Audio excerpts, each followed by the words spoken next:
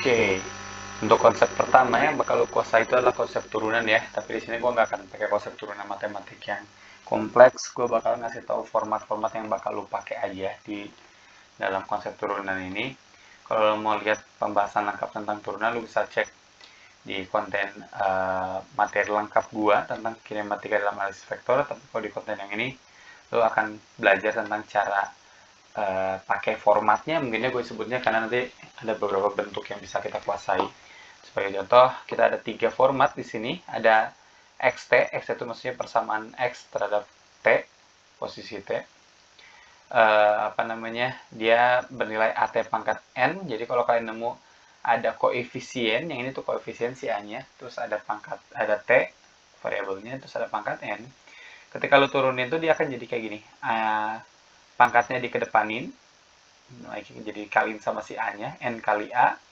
T pangkat n-nya tulis lagi tapi dikurang 1, seperti itu inti pangkatnya. Sebagai contoh, ketika gue punya yang ini nih, 4t kuadrat, ini kan mengikuti format yang si at pangkat 6, at pangkat n ya.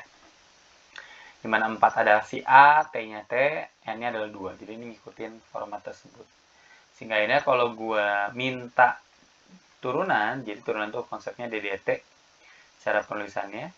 Ketika lu ngelakuin ada tulisan DDT ini, maka otomatis hasil yang sebelah kanannya itu adalah hasil turunannya gitu. Jadi nggak usah ditulis lagi DDT-nya. Sehingga karena ini ngikutin pola yang tadi, at pangkat n ini, at pangkat n, maka ingat aturannya. Pangkatnya kedepanin, kaliin sama variabel sama koefisiennya, terus ada t, tulis lagi pangkatnya, tapi dikurangi 1, kayak gitu. Jadi kalau kita rapihin nanti endingnya akan jadi 8, 2 kali 4 8, T, 2 kurangi 1 ya 1, berarti 8T, seperti itu. Nah, bagaimana dengan bentuk lainnya ketika lo punya XT sama dengan AT, jadi ini nggak ada pangkatnya di sebelah situ.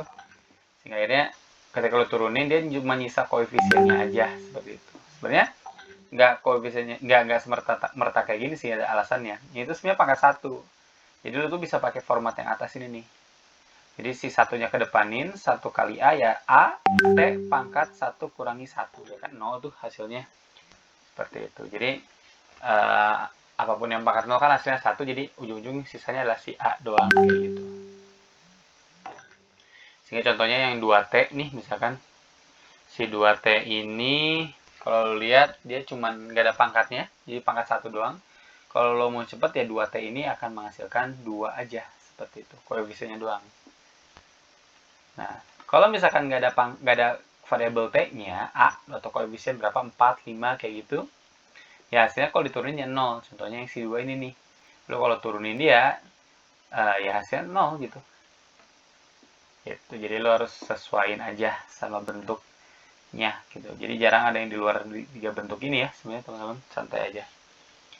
Seperti itu. Jadi ini adalah hasil turunannya. Nah, ini lo harus latihan lagi nih untuk melatih turunan biar lo akan lancar di bab kinematika dalam analisis. Karena kalau lo nggak bisa nurunin ya udah stuck, lo nggak akan bisa kemana-mana seperti itu.